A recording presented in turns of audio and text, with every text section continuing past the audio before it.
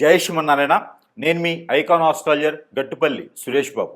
ఇప్పుడు జీవన శైలిలో మనం ఒకసారి గమనించినట్టయితే గనక ఒక చిన్న విషయం ఏమిటంటే గనక ఈరోజు మనం చూస్తూ ఉన్నాం, ఎంతోమంది చాలా వయసు వచ్చినప్పటికీ కూడా పెళ్ళిళ్ళు అవ్వకుండా చాలామంది ఉన్నారు.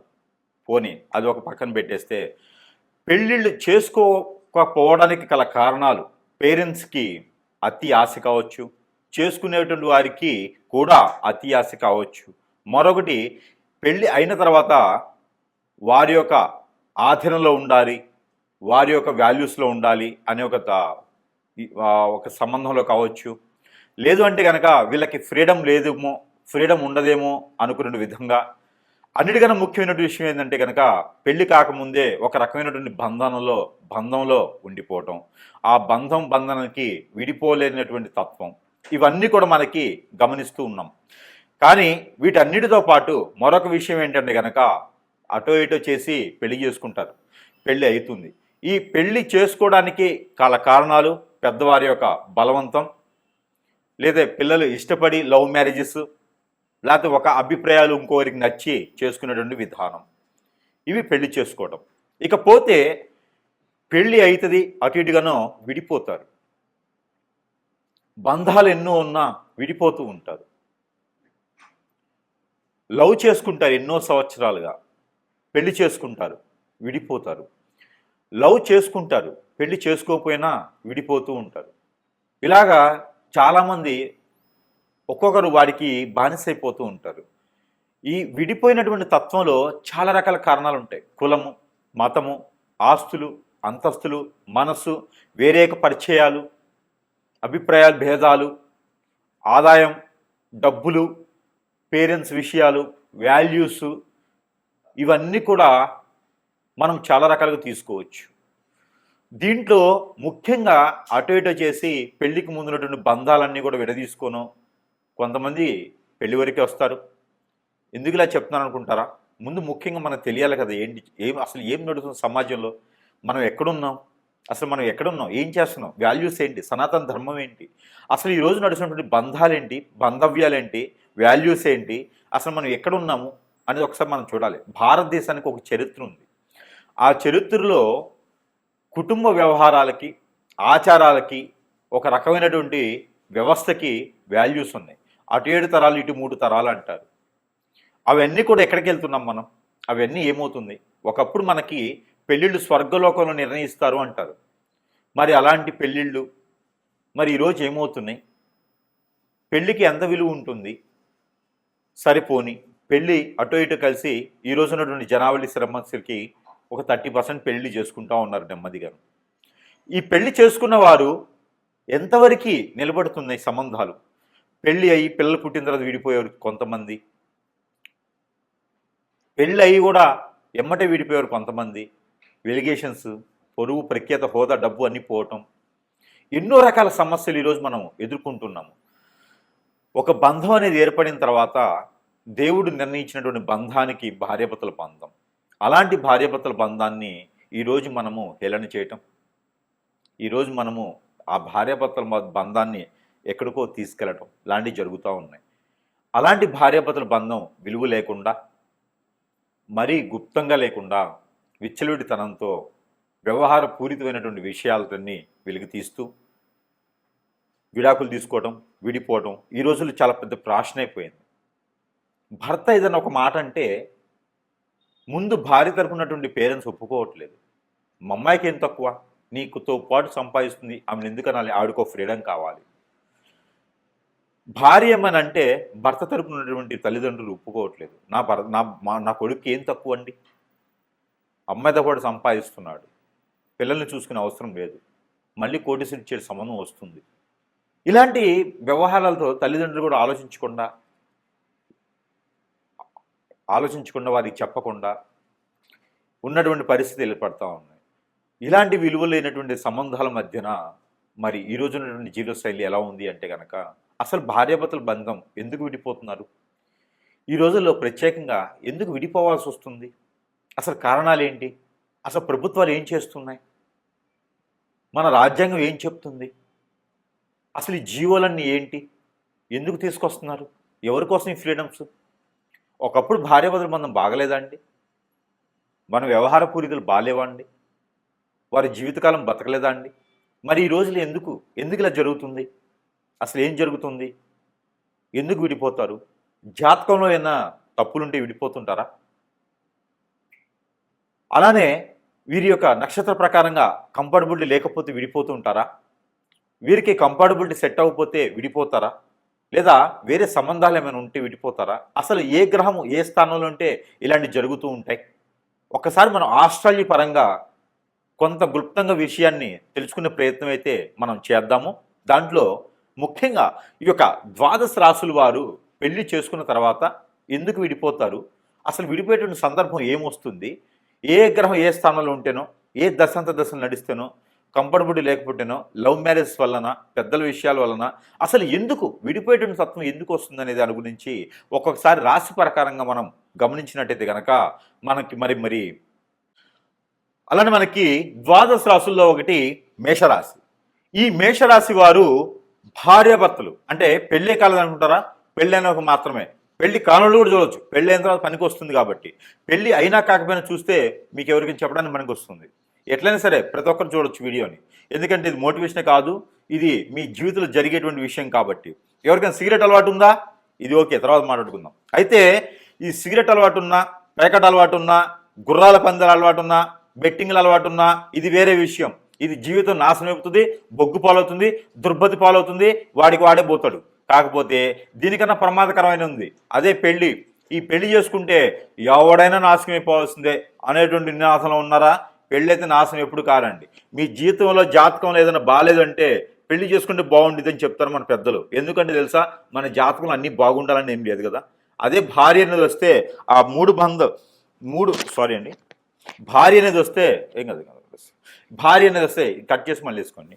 భార్య అనేది వస్తే మనకి జీవితంలో మన జాతకం బాగలేకున్నా ఆవిడ జాతకంతో పోలిస్తే ఏమైనా బాగుంటుందేమో, అట్లా కూడా బాగాలేదంటే పిల్లలు పుడితే బాగుంటుంది. ఇవన్నీ కూడా మనం వింటూ ఉంటాం, మన పెద్దలు చెప్తూ ఉంటారు.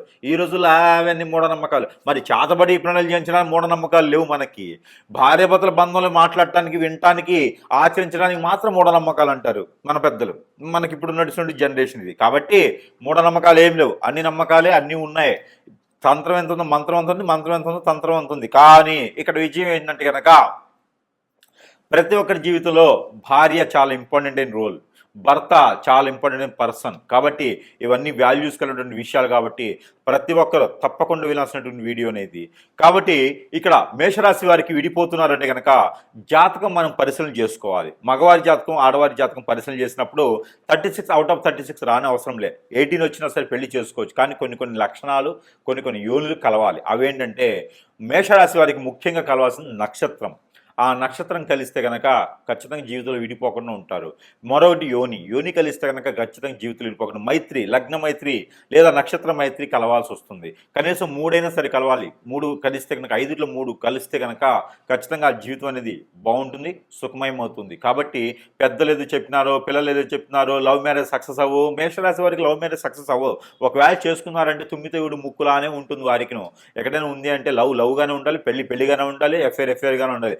ఎఫ్ఐఆర్ పెట్టుకున్నటువంటి ఏ రాశి వారైనా బాగుపడే చరిత్రలో లేదు. కాబట్టి మేషరాశి వారికి కూడా 4, 6, 2 కుజుడు ఉన్నారు అంటే, 2, 4, 6, 9లో శని ఉన్నాడు అంటే, 3, 2, 9 స్థానంలో బుధుడు ఉన్నాడు అంటే కనుక ఖచ్చితంగా ఆ స్త్రీలైనా పురుషులైనా సరే పెళ్ళి అయిన తర్వాత ఇలా విడిపోవాల్సిందే ఖచ్చితంగా. ఎందుకు అంటే కనుక వారిద్దరి మధ్యన అన్యోన్యత భావం ఉండదు, ఆప్యాయత ఉండదు, అట్రాక్షన్ మాత్రమే ఉంటుంది. ఆస్తుల మీద, డబ్బు మీద, మాట మీద, మంచి మనసు మీద తప్పితే మనిషి మీద ఉండదు.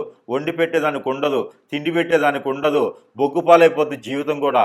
ఇకపోతే దీంతో పాటు ఎఫ్ఐఆర్ పెట్టుకునే మరొక కారణం ఉంది. అదేంటంటే ఎదుటివారి మీద ఇంట్రెస్ట్ అని, లేదా ఇష్టమని, లేకపోతే వాళ్ళు బొందా అని ఎఫ్ఐఆర్స్ పెట్టుకుంటారు. ఈ ఎఫ్ఐఆర్స్ వల్ల జీవితం సర్వ నాశనం అయిపోతుంది. కాబట్టి ఎవరి జీవితంలో బాగుపడాలనే లక్షణాలు ఉన్నా, 7 తరాలు కాబట్టి నా తరం వరకు నేను చూసుకోవాలి, నా పిల్లల్ని చూసుకోవాలనే బాధ్యత ఉన్నటువంటి, విలువస్ ఉన్నటువంటి ఎవరైతే మేషరాశి వారు ఉన్నారో వీరు చాలా మంచోరు.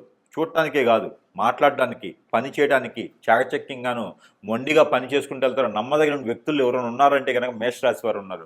అలాంటి వారు తప్పు చేశారని అయితే నేను అనుకోను. ఎందుకంటే కనుక మేషరాశి వారు తప్పు చేయరు, తప్పు చేసే వాళ్ళని సహించుకోరు. కాబట్టి ఎవరికైనా ఎఫ్ఐఆర్స్ కానీ ఉంటే దయచేసి వదిలివేయండి. మరొక విషయం ఏంటంటే కనుక పెళ్ళప్పుడే బంధాలు బాంధవ్యాలు ఒక్కసారి మరో మాది చూసుకోండి. ముందుగా అయితే కనుక వారిద్దరి మధ్యన ఉన్నటువంటి అన్యోన్యత ఎంతవరకు ఉంటుందనేది కంఫర్టబిలిటీ చెక్ చేసుకోండి. కంఫర్టబిలిటీ నచ్చి అంత బాగుంటేనే పెళ్లి చేసుకోండి. అలాగా ఒకవేళ కర్మ చాలక విడిపోయినారు, మనశ్శద్ధులు వచ్చినాయి, ఎవరో మధ్యలో రావడం వల్ల విడిపోయినారు అనుకుంటే వారు బాగుపడేదానికి మరి పరిహారాలు ఉన్నాయి, అవి చేసుకోండి. ఇంకా ముఖ్యంగా ఏంటంటే కనుక ప్రతి ఒక్కరి జీవితంలో కూడా విడిపోవాలని ఎవరు అనుకోరబ్బా. కాకపోతే ఇక్కడ పాయింట్ ఏంటంటే విడిపోయినారు, కర్మజాలకు విడిపోయినారు అంటే ఇక్కడ వాస్తు ప్రకారం కూడా లోపం ఉండొచ్చేమో. ఇక్కడ మన మీద కన్నేసి ఎవరైనా చేయించవచ్చు కూడా, విడిపోయేలా చేసి వాళ్ళ వైపు లాక్కోవచ్చు. ఎన్నో రకాల కారణాలు ఉంటాయి. ఏదైనా గురువుని సంప్రదిస్తే మనకు పరిష్కార మార్గం అనేది ఖచ్చితంగా లభిస్తుంది. చిన్న చిన్న సమస్యలు అయితే పరిష్కారం చేసుకోవచ్చు. దాంతోపాటు అట్లా అనుకోకుండా భార్యాభర్తలు విడిపోయినారంటే మన దగ్గర కొన్ని వస్తువులు ఉంటాయి, మంత్రం చేసి ఉంటాయి. అవి దాంట్లో చాలా రకాల వస్తువుల్లో కొన్ని అయితే చూపించబడతారు సమయాన్ని బట్టి. ఇది ఆరావళి కాటుక. ఈ కాటుకని పెళ్ళైన తర్వాత, పెళ్ళి కాకముందు పిల్లలు పెద్దలు అందరూ కూడా మనకి కంటికి పెట్టుకోవచ్చు, తలమేం పెట్టుకోవచ్చు, కాలికి పెట్టుకోవచ్చు, మగవారు పెట్టుకోవచ్చు, ఆడవారు పెట్టుకోవచ్చు, పిల్లలు పెట్టుకోవచ్చు. ఎవరు పెట్టుకున్నా కూడా ముందు ఆలోచన వస్తుంది. ఎందుకు విడిపోతున్నాం, ఎందుకు అరుస్తున్నాం, ఎందుకు కోప్పడుతున్నాం అనే ఒక బాంధవ్యం పెరుగుతూ ఉండిద్ది. మనలో మనం చైతన్యం రావడానికి ఆస్కారం ఉంటుంది. కాబట్టి ఈ కాటుకోటి ప్రయత్నం చేయండి. మరొకటి, ఇక భార్యాభర్తల నుంచి విడిపోవడానికి ఈ సెంట్ ఒకటి కూడా మీకు పనికొస్తుంది. ఈ సెంట్ రాసుకోవడం వల్ల కూడా భార్యాభర్తల మధ్యన, ఇద్దరి మధ్యన అన్యోన్యత, ప్రేమ, అనురాగం, ఆప్యాయత ఇలాంటి మీకు వెదజల్లేలాగా ప్రయత్నం అయితే కనిపిస్తుంది. కాబట్టి ఈ మేర సెంట్ కూడా మీకు పనికొస్తుందండి. ఇకపోతే చాలా రకాల వస్తువులు మన దగ్గర ఉన్నాయి.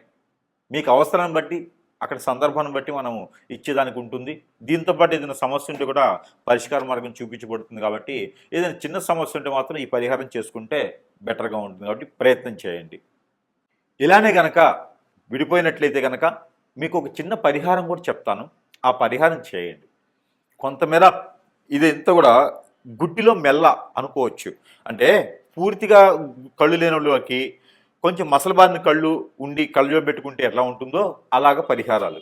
ఇంకా పూర్తి దోషాలు పోవాలంటే మాత్రం ఖచ్చితంగా గురువుని కలవాల్సిందే. సమీప దూరంలో గురువుని ధరిస్తే మీకున్న పరిష్కార మార్గం అయితే చూపించబడుతుంది. అయితే ముఖ్యంగా ఈ పరిహారం అయితే మీకోసం ప్రయత్నం చేయండి. ఇక ఈ ఒక రాశి వారైతే కనుక మీరు ఏం లేదండి, 5 బావిల నీళ్ళని ఉంటాయి, లేదా 5 చెరువుల్లో నీళ్లు తీసుకురావండి, లేదా 5 బోరుల్లో నీళ్లు. 5 ఇళ్లల్లో కాదు, 5 బోరుల్లో లేదా 5 బావిల్లో, బావి చెరువు అంటారు కదా, అట్లాగా 5 వాటిల్లో నీళ్లు తీసుకురావాలి. 5 చెరువుల్లో నీళ్లు తీసుకొచ్చి ఒకటిగా చేయాలి. ఒక దాంట్లో కలుపుకోవాలి. కలిపినటువంటి దాంట్లో కుంకుమ పువ్వు, పన్నీరు, జాజికాయ, జాపత్రి, అనాస పువ్వు, దాల్చిన చెక్క, మిరియాలు, అలానే ఇంగువ, ఇవన్నీ కూడా కలగలిపి ఒక్క తమలపాకులు 2 ఇవి కూడా వేసి మిక్సీ కొట్టాలి. మిక్సీకి వేసి దాన్ని అంతని కూడా పేస్ట్ చేయాలి. ఈ పేస్ట్ చేసింది ఈ పాలలో కలపాలి. తగినంత తేనె కలపాలి. కలిపినటువంటి మిశ్రమాన్ని ఎక్కడైనా సరే దానిమ్మ చెట్టు లేదా సీతాఫల చెట్టు లేదా వేప చెట్టు, రావి చెట్టు, ఈ 2 కలగలిపి ఉన్నటువంటి సమయం, అక్కడ స్థలం, వాటిలో గురువారం రోజున, శుక్రవారం రోజున సాయం సంధి వేళలో అభిషేకం చేసి మట్టి ప్రమిదిలో, అభిషేకం అంటే చెట్టు పాదిలో పోయటం, 3 సార్లు తిరుగుతూ పోయాలి. అలానే ఒక పసుపు కలర్ దారం కానీ, 7 పోగులు వేసినటువంటి వైట్ కలర్కి పసుపు రాసినటువంటి దారం కానీ ఆ చెట్టుకు కట్టాలి. 7 పోగులు 7 సార్లు తిరిగి చుట్టూ కట్టాలి. అది వేసి కనుక అక్కడ చెట్టు కింద మట్టి ప్రమిదిలో 2 ఒత్తులేసి ఆవు నెయ్యితో లేదా కోకోనట్ ఆయిల్తో దీపారాధన చేయాలి. లేదా నిమ్మకాయని నిమ్మకాయ తొడిమి ఉంటుంది కదా, అది నిమ్మకాయ తొక్క, అదే వెనక తిప్పేసి కోకోనట్ ఆయిల్ వేసి దీపారాధన చేయాలి. ఇలాగా 3 మాసాలు 3 సార్లు చేస్తే వారంతో సంబంధం, నక్షత్రంతో తిథితో సంబంధం లేదు. గురువారం లేదా శుక్రవారం చేయండి. మాసానికి ఒకసారి చేయండి. పౌర్ణమి ముందు వచ్చేటువంటి శుక్రవారం గురువారం చేస్తే చాలా మంచిది. ఇలాగా 3 మాసాలు 3 సార్లు చేయాలి. స్త్రీ పురుషులు ఇరువురు కూడా చేయొచ్చు. ఇది ఎందుకోసం పరిహారం మీకు చేసి ఆ ప్రమిది కింద మీ సమస్య భార్యాభర్తల మధ్యన ఏముందో, ఎందుకు గొడవలు అవుతున్నాయి, ఏదైనా అఫైర్స్ ఉన్నాయా, ఏదైనా సమస్య ఉందా, ఆర్థిక సమస్య, ఆరోగ్య సమస్య, లేదా మాట వినట్లేదా, ఇవన్నీ కూడా సమస్యని ఒక వైట్ పేపర్ మీద కాటుకతో కాజల్తో అయినా రాయండి. మీ భాషలో మీరు రాయండి. రాసి 4 మడతలు వేసి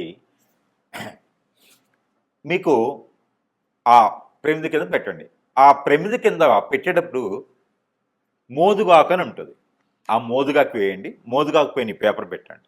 ఈ పేపర్ పైన ప్రతిమ పెట్టి దాంట్లో దీపారాధన చేయండి. ఇలా 3 వారాలు 3 మాసాలు చేయండి. దీని ద్వారా విడిపోయినటువంటి వారు కలుసుకునే దానికి చాలా అవకాశం ఉంటుంది. కాబట్టి ఈ ప్రయత్నం మీకోసం. ఈ పరిహారం అయితే ఖచ్చితంగా మీకోసమే. ఈ రాశి వారు అయితే కనుక ఒక జాజికాయ తీసుకోండి, తెల్ల జిల్లేడు ఏరు చిన్నది, నల్ల ఉమ్మెత్త ఏరు చిన్నది, ఈ 3 తీసుకోవాలి. ఈ 3 తీసుకొని భోజపత్రం అని ఉంటుంది, మనకి పూజా సామాగ్రిలో దొరుకుతుంది. భోజపత్రం అంటారు. చెక్కతో చేసినటువంటి ప్యూర్ పేపర్ అంటారు అనమాట. పేపర్ అంటే మిషన్లో వేసి రంగరించి పేపర్లో వస్తుంది కదా, అది భోజపత్రం అంటారు. మనకి చూస్తే తెలుస్తూ ఉంటుంది భోజపత్రం అంటే ఏంటనేది. అయితే ఆ భోజపత్రం పైన మీ పేరు, ఎవరైతే విడిపోయారో వారి పేరు రాయండి. రాసి మధ్యలో స్వస్తిక్ వేయండి. ఆ పేరుకి పేరుకి మధ్యన స్వస్తిక్ వేయండి. స్వస్తిక్ వేసి చుట్టూతా కూడా ఇంటూస్ గీయండి. ఇంటూ అష్టదిబ్బందన అన్నట్టుగా 8 ఇంటూ గిలియాలి. 8 రకాల ఇంటూలు రౌండ్ వైర్గా గీస్తూ ఉండాలి దానిపైన. అది రెడ్ ఇంక్ పెన్ అయినా, బ్లూ ఇంక్ పెన్ అయినా, బ్లాక్ ఇంక్ పెన్ అయినా రాయొచ్చు. ఆ భోజపత్రం మీద రాసి జాజికాయ, పసుపు కొమ్ములు 2 పోకలు ఒక్కలు, జాజికాయ ఒకటి, దానితో పాటు మీరు ఒక ఎల్లో కలర్ వస్త్రం తీసుకొని దాంట్లో ఒక 3 దోసెట్లు బియ్యం, ఇలా 3 గుప్పెట్లు బియ్యం, దాంట్లో పసుపు, కుంకుమ, గంధం, ముగ్గు, ₹1 కాయిన్, దాంతోపాటు నేను చెప్పినటువంటి పసుపు కొమ్ములు, జాజికాయ, ఒక్కలు ఇవన్నీ కూడా వేసి ముడుపు కట్టేయండి. ఎర్రదారంతో ముడుపు కట్టండి. ముడుపు కట్టి మీ దేవుని మందిరంలో పెట్టండి. రాసిన రోజున ఇది గురువారం శుక్రవారం రాయాలి. భార్యాభర్తలు కలవటానికి, ఇది విడిపోయి ఉంటే కలవటానికి గురువారం శుక్రవారం రోజున ఈ పరిహారం చేసుకోండి. పూజ మందిరంలో పెట్టి చక్కెర పొంగల్ చేయండి. 3 రోజులు చక్కెర పొంగల్ చేసి నైవేద్యం పెట్టండి. నైవేద్యం పెట్టేసి ఆ ముడుపుని 3 రోజుల తర్వాత తీసుకొని వెళ్ళి ఎక్కడైనా పారేడు నీటిలో వేయండి.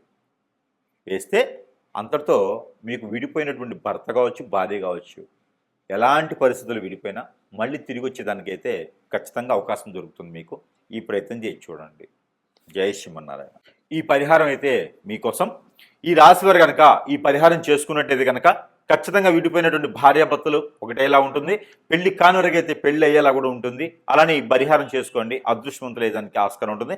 మీకున్నటువంటి కుజదోషం, కాలసర్పదోషం, నాగదోషం అన్నీ కూడా కొంచెం మేర ఉపశమనం దొరికేదానికి అవకాశం కనిపిస్తుంది. కాబట్టి ఈ ప్రయత్నం చేయండి. మీకు వైట్ కలర్ దారం తీసుకొని మీరు ఎంతైతే హైట్ ఉంటారో అంత హైట్, బొటనవేలు దగ్గర నుంచి తల వరకు, బొటనవేలు దగ్గర నుంచి తల వరకు, బొటనవేలు దగ్గర నుంచి తల వరకు, బొటనవేలు దగ్గర నుంచి తల వరకు మీరు 7 టైమ్స్ లేదా 11 టైమ్స్ పోగులు వేయండి. జంజం పోగులు వేస్తాం కదా, అట్లాగా. ఈ పోగులు వేసినటువంటి దారాన్ని తీసుకొని దానికి పసుపు రాయండి. అన్నీ కలిపేసి ఈ 11 దానికి పసుపు రాయండి. ఈ పసుపు రాసినటువంటి దారానికి 2 పేటలు వేయండి. ఇట్లా చేస్తే 2 పేటలు అవుతాయి. ఈ 2 పేటలు వేయండి. 2 పేటలు వేసినటువంటి దారానికి రాగిలో కానీ, పంచలోకాలు కానీ, సిల్వర్లో కానీ 2 పాములు, జంట పాములు ఉంటాయి కదా, ఇలాగా పరిగిప్పి. ఈ జంట పాములు ఉన్నటువంటి ప్రతిమ అంటే రూపు ఒకటి తీసుకోండి. ఈ రూపు తీసుకొని ఈ కొలిసినటువంటి దారాన్ని దానికి కట్టేసేయండి. దానికి అడ్డంగా కట్టేసేయాలి. బంధన అన్నట్టుగా, బంధన అంటే ఇలా కట్టాం, అడ్డంగా కడతాం బంధన అంటే. ఈ బంధన అనేది దానికి కట్టేసేయండి. ఈ కట్టినటువంటి దాన్ని మీ తల దగ్గర పెట్టుకొని ఒక 3 రోజులు నిద్ర చేయండి. అలాంటి సమయంలో కలవద్దు, అలాంటి సమయంలో విడిగా పడుకోవాలి, నేల పడక చేయాలి, చాప మీద పడుకుంటే మంచిది, మంచం మీద పడుకోవద్దు. ఈ 3 రోజులు కూడా మీ పక్కలో పెట్టుకొని పడుకోండి. తెల్లవారు లేచిన తర్వాత తల దగ్గర నుంచి కాలు వరకు 7 టైమ్స్ ఇది తీసుకోండి. 3 రోజుల తర్వాత ఇది ఆదివారం రోజో మంగళవారం రోజో మొదలుపెట్టండి. ఈ 3 రోజులు సాయం సంధ్య వేళ మొదలుపెట్టండి. ఈ 3 రోజులు నాన్ వెజ్ భుజించకండి. వెజ్లో కూడా ఆలు, గోంగూర, వంకాయ, పొట్లకాయ తినకండి. ఆలు, గోంగూర, వంకాయ, పొట్లకాయ ఇవి తినకండి. నాన్ వెజ్లో ఫిష్ కానీ, మటన్, చికెన్ ఏం తినొద్దు. మామూలు శాకాహారిగా ఉండండి. పాలు కూడా తాకండి. ఎగ్స్ కూడా తినకండి. ఈ 3 రోజులు దీప నైవేద్యాలు పెట్టండి స్వామివారి దగ్గర. ఏ ఆలయానికి వెళ్ళే అవసరం లేదు, మామూలుగా అయితే వెళ్ళండి. ఇక ఈ ప్రతిమ తీసుకెళ్ళి ఎక్కడైనా మీకు పారెడు నీరు ఉంటే అక్కడ ఒక కొబ్బరికాయ తీసుకొని వెళ్ళండి. ఆ కొబ్బరికాయ కొట్టేసి అక్కడే మీకు చెరువు దగ్గరగా కొబ్బరికాయ కొట్టేసి ఆ నీళ్లు తీసేసి ఆ 2 చిప్పల మధ్యలో ఈ పడగ ఏదైతే ఉందో, రాగిది కానీ, పంచలోకాలు కానీ, సిల్వర్ కానీ తీసుకున్నటువంటి పడగ కట్టినటువంటి బంధనం కట్టేసి మీ దగ్గర పెట్టుకుని పడుకుంటారు కదా, ఆ పడగ తీసుకొని కట్టేసేయండి. కట్టేస్తారు కదా, ఆ కొబ్బరి చిప్ప లోపల పెట్టేసేయండి. పెట్టేసి దానికి నల్లని దారం లేదా ఎర్రని దారం కట్టేసి దాన్ని మళ్ళీ ఫిల్ చేసేసేయండి. 2 అతికిచ్చేసి దాని లోపల ఈ నాగపడిగిలిది పెట్టేసి కట్టేసేయండి. ఆ కట్టినటువంటి కొబ్బరికాయ పారెడు నీటిలో కానీ, నిలువున్నటువంటి కుంటలు వాటి ఉంటాయి కదా, వాటిలో కానీ వేసేసేయండి. వేయటం ద్వారా మీకున్నటువంటి దిష్టి దోషాలే కాదు, కాలసర్పదోషం, నాగదోషమే కాదు, భార్యాభర్తలు విడిపోవడానికి ఎలాంటి సకల దోషాలు ఉన్నా కూడా ఇలా చిటికలో పరిశాపంచలు అవుతాయి. ఈ ప్రయత్నం చేస్తే మీ భర్త మీ దగ్గరికి వస్తారు, మీ భార్య మీ దగ్గరికి వస్తుంది. ఈ రెమెడీకి మాత్రం గురువుగారికి ఎంత ఇచ్చినా తక్కువే. కాబట్టి ఈ పరిహారం చేసుకొని మళ్ళీ విడిపోయినటువంటి భార్యాభర్తలు కలుసుకోవాలనిగా మనస్ఫూర్తిగా కోరుకుంటూ ఉన్నాను. చిన్న జీవితం, బొగ్గుపాలు చేసుకోకండి.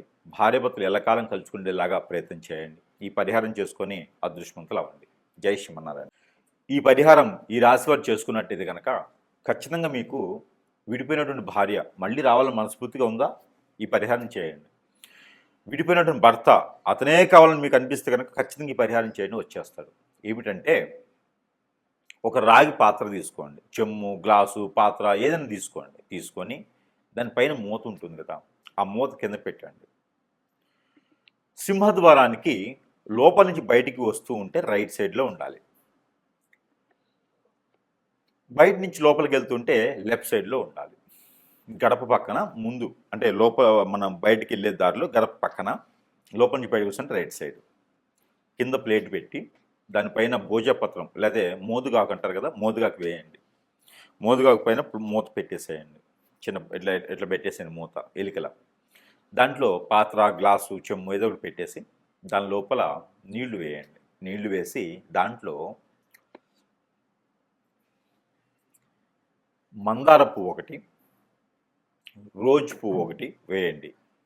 ప్రతిరోజు నీళ్లు మార్చండి, పువ్వులు మార్చండి. దాంట్లో ఒక జాజికాయ వేయండి. మిరియాలు ఒక 4 వేయండి. తెల్ల ఆవాలు ఒక 4 వేయండి. మెంతులు ఒక 4 వేయండి.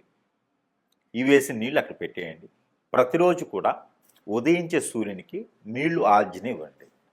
ఇది వేరు, ఇది వేరు, 2 చేయండి. ఈ 2 చేస్తూ నాగపడిగలు కానీ, మానసదేవి అమ్మవారు కానీ, సుబ్రహ్మణ్య స్వామివారు కానీ, పుట్ట దగ్గర కానీ, కుమారస్వామి, అయ్యప్పవారి స్వామి, ఇక్కడ ఈ ఆలయాల్లో మాత్రమే మీరు చలివిడి అంటే అందరికీ తెలుసా? తెలియకపోతే బియ్యం పిండి, బెల్లం కలిపినటువంటి బియ్యం పిండిలో సజ్జలు ముందు రోజు నానబెట్టి, ఒక 2 గుప్పెళ్ళు సజ్జలు నానబెట్టి, అవి ఒక వస్త్రంలో, కాటన్ వస్త్రంలో కడితే చిన్న చిన్న మొలకలు వస్తాయి. తెల్లవారిన తర్వాత ఓ 4 గంటలు నానిన తర్వాత కడితే మొలకలు వస్తాయి. ఆ మొలకలు వచ్చినటువంటి సజ్జల్ని ఈ చలివిడిలో కలపండి. బియ్యం పిండి, బెల్లం కలిపినటువంటి పిండిలో కలిపేసి అక్కడ స్వామివారికి నైవేద్యం పెట్టండి. ఏ సమస్య అయితే భార్యాభర్తల మధ్యన ఉందో ఆ సమస్య విడిపోవాలని. ఇవన్నీ కూడా మీరు ఒక 21 రోజు చేయండి. ఖచ్చితంగా విడిపోయినటువంటి భార్యాభర్తలు ఖచ్చితంగా కలుసుకుంటారు. ఇలా చిటికలో అయిపోతుంది. కోర్టు వరకు వెళ్ళినటువంటి సమస్యలు కూడా పటాపంచలైపోతాయి. ఈ ప్రయత్నం చేసి చూడండి. జై శ్రీమన్నారాయణ.